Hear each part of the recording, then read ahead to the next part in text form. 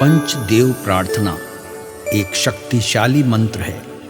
प्रातःकाल सच्चे मन से इसे सुनने से जीवन के सभी दुख तुरंत दूर होने लगते हैं। पंचदेव प्रार्थना को प्रतिदिन सुनने से जीवन के असंभव कार्य भी संभव हो जाते हैं। तो आइए सुनते हैं यह पंचदेव प्रार्थना। गजाननं भूतगणादिसेवितं कपित्थजम्बूफलचारुभक्षणम् उमासुतं शोकविनाशकारकम् नमामि विघ्नेश्वर पादपङ्कजम्। कर्पूरगौरं करुणावतारं संसारसारं भुजगेन्द्रहारं सदा वसन्तं हृदयारविन्दे भवं भवानी सहितं नमामि। शान्ताकारं भुजगशयनं पद्मनाभं सुरेशं विश्वाधारं गगनसदृशं मेघवर्णं शुभांगं लक्ष्मीकान्तं कमलनयनं योगिभिर्ध्यानगम्यं वन्दे विष्णु भवभयहरं सर्वलोकैकनाथम्।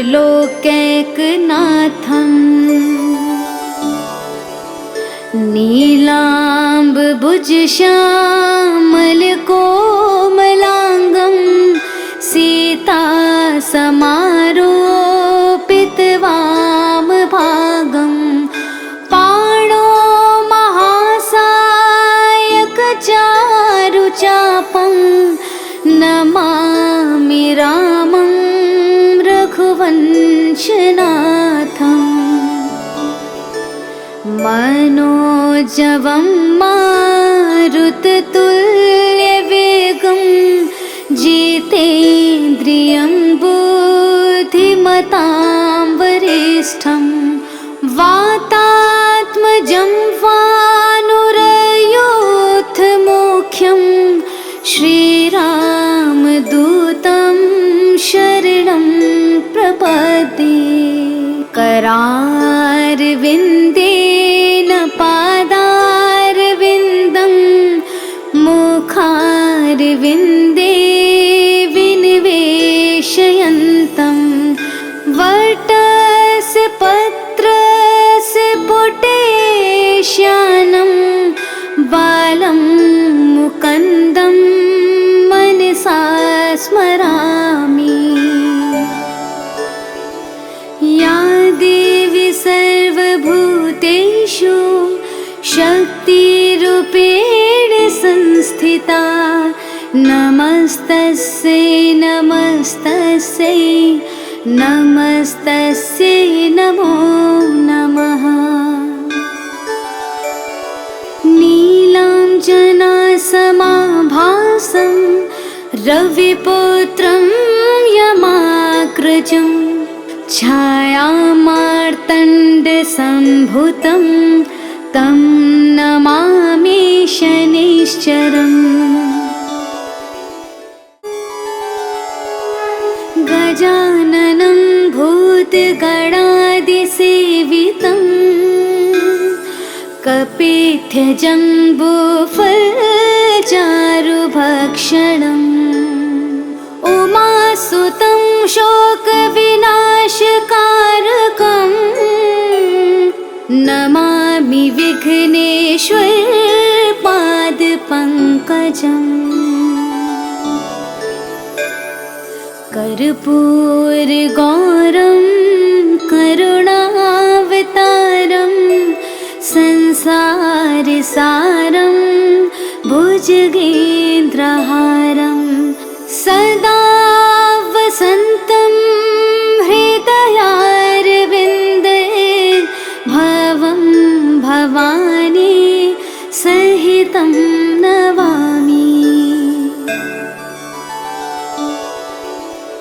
शान्ताकारं भुजगशयनं पद्मनाभं सुरेशं विश्वाधारं गगनसदृशं मेघवर्णं शुभांगं लक्ष्मीकान्तं कमलनयनं योगिभिर्ध्यानगम्यं वन्दे विष्णु भवभयहरं सर्वलोकैकनाथम्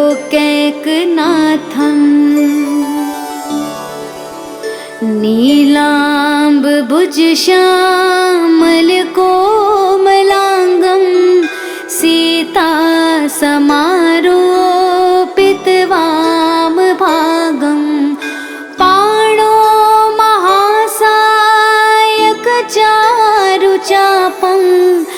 नमामि रामं रघुवंशनाथम् मनोजवं मारुततुल्यवेगं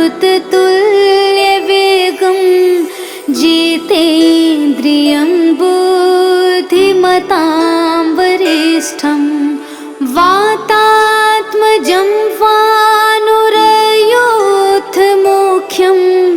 श्रीरामदूतं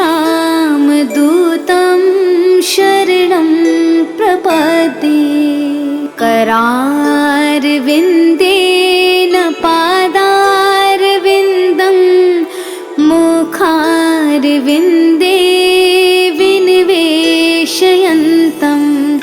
वटस्य पत्रस्य पुटेश्यानं बालं मुकुन्दं मनसा स्मरामि।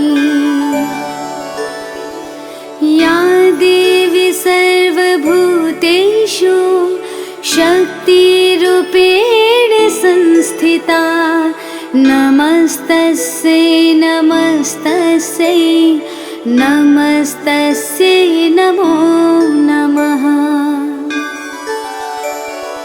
नीलाञ्जनासमाभासं रविपुत्रं यमाग्रजं छायामार्तण्डसम्भुतं तं नमामि शनैश्चरम्। गजाननं भूतगणादिसेवितं कपित्थजम्बूफलचारुभक्षणम् उमासुतं शोकविनाशकारकं नमामि विघ्नेश्वरपादपङ्कजम्। कर्पूरगौरं करुणावतारं संसारसारं भुजगेन्द्रहारं सदा वसन्तं हृदयारविन्दे भवं भवानी सहितं नमामि।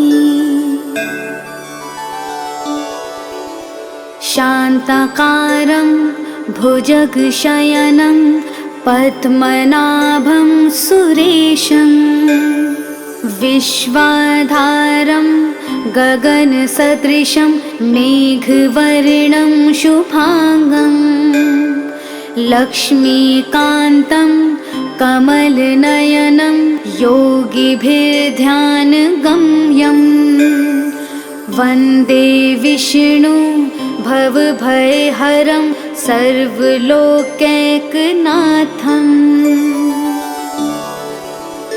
नीलाम्बुजश्यामलकोमलाङ्गं सीतासमारोपितवामभागं पाणो महासायकचारुचापं नमामि रामं रघुवंशनाथम्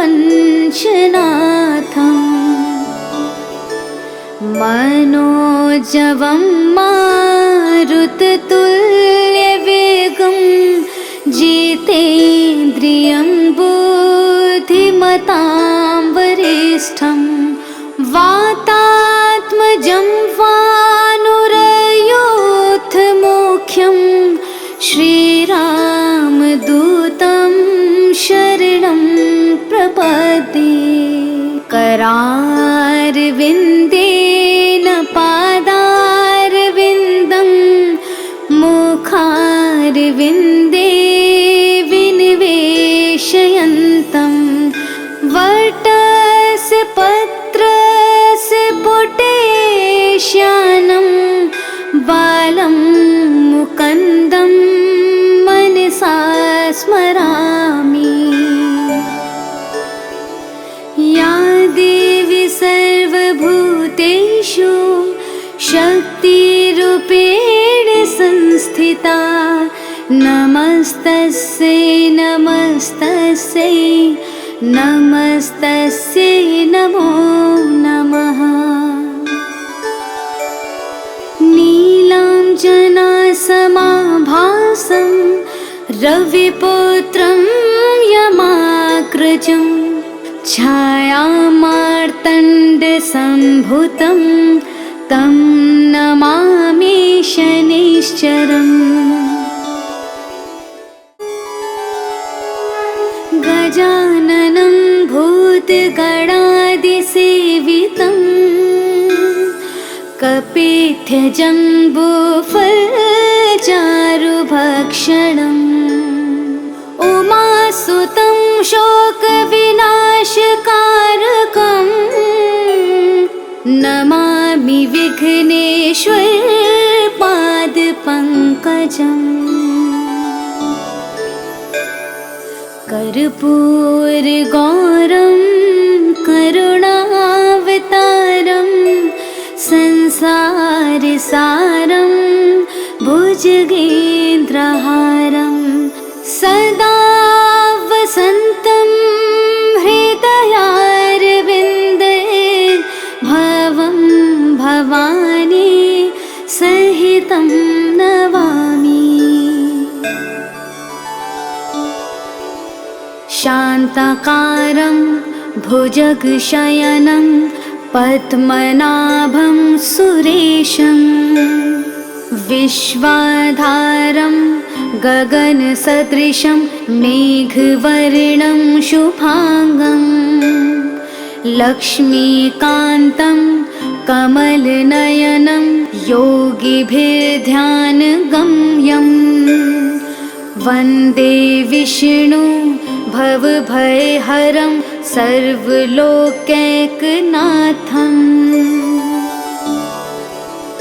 नीलाम्बुजश्यामलकोमलाङ्गं सीतासमारोपितवामभागं पाणो महासायकचारुचापं नमामि रामं रघुवंशनाथम्। मनोजवं मारुततुल्यवेगं जितेन्द्रियं बुद्धिमतां वरिष्ठं वातात्मजं वानुरयोधमुख्यं श्रीरामदूतं शरणं प्रपद्ये। करारविन्देन पादारविन्दं मुखारविन्दे विनिवेशयन्तं वटस्य पत्रस्य पुटेश्यानं बालं मुकुन्दं मनसा स्मरामि। या देवी सर्वभूतेषु शक्तिरूपेण संस्थिता नमस्तस्यै नमस्तस्यै नमस्तस्यै नमो नमः। नीलाञ्जनासमाभासं रविपुत्रं यमाग्रजं छायामार्तण्डसम्भुतं तं नमामि शनैश्चरम्। गजाननं भूतगणादिसेवितं कपित्थजम्बूफलचारुभक्षणम्। उमासुतं शोकविनाशकारकं नमामि विघ्नेश्वरपादपङ्कजम्। कर्पूरगौरं करुणावतारं संसारसारं भुजगेन्द्रहारं सदा वसन्तं हृदयारविन्दे भवं भवानी सहितं नमामि। शान्ताकारं भुजगशयनं पद्मनाभं सुरेशं विश्वाधारं गगनसदृशं मेघवर्णं शुभांगं लक्ष्मीकान्तं कमलनयनं योगिभिर्ध्यानगम्यं वन्दे विष्णु भवभयहरं सर्वलोकैकनाथम्।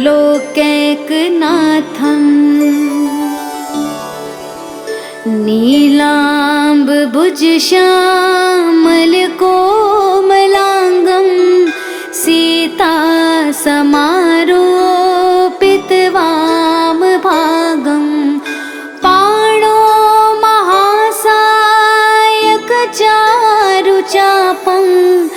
नमामि रामं रघुवंशनाथम्। मनोजवं मारुततुल्यवेगं जितेन्द्रियं बुद्धिमतां वरिष्ठं वातात्मजं वानुरयूथमुख्यं श्रीरामदूतं शरणं प्रपद्ये। करारविन्देन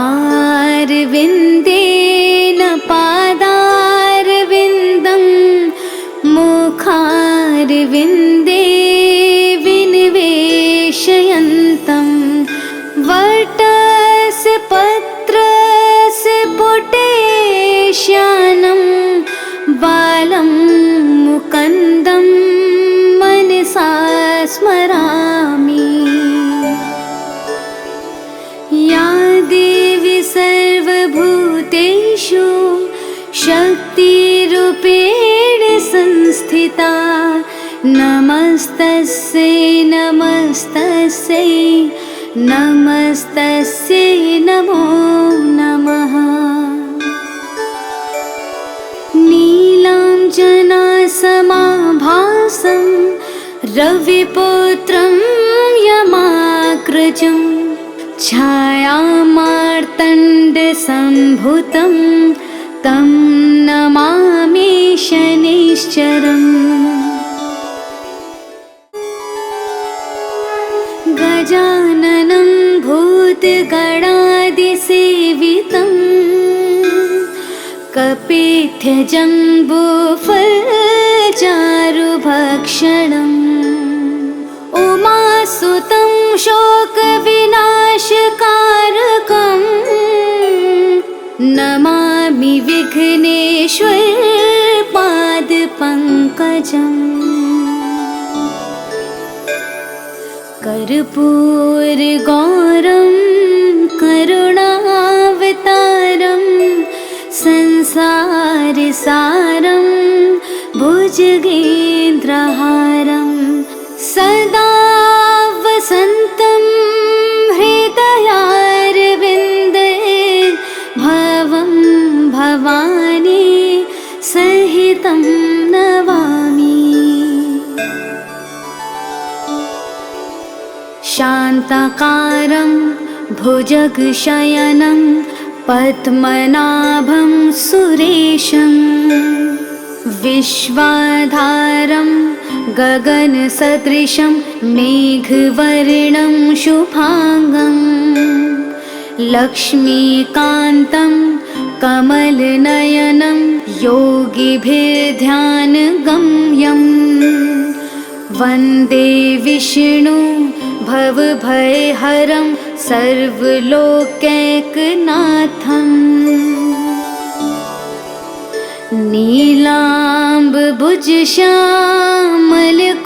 नीलाम्बुजश्यामलकोमलाङ्गं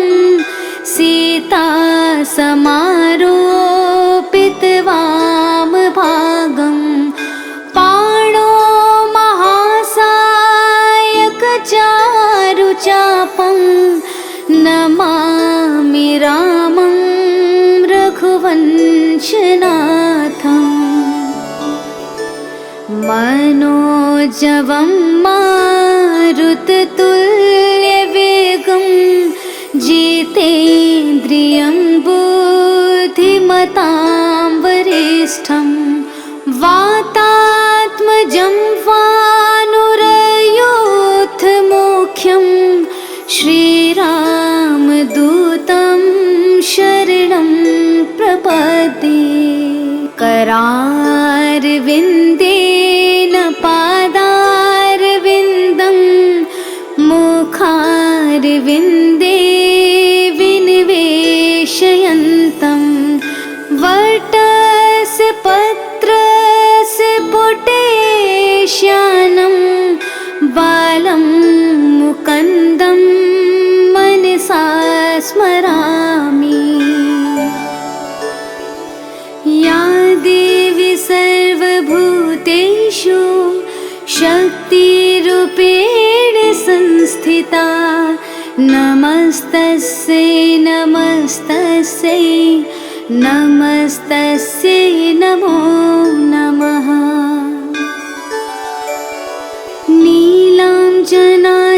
नीलाञ्जनासमाभासं रविपुत्रं यमाग्रजं छायामार्तण्डसम्भुतं तं नमामि शनिश्चरम् गजाननं भूतगणादिसेवितं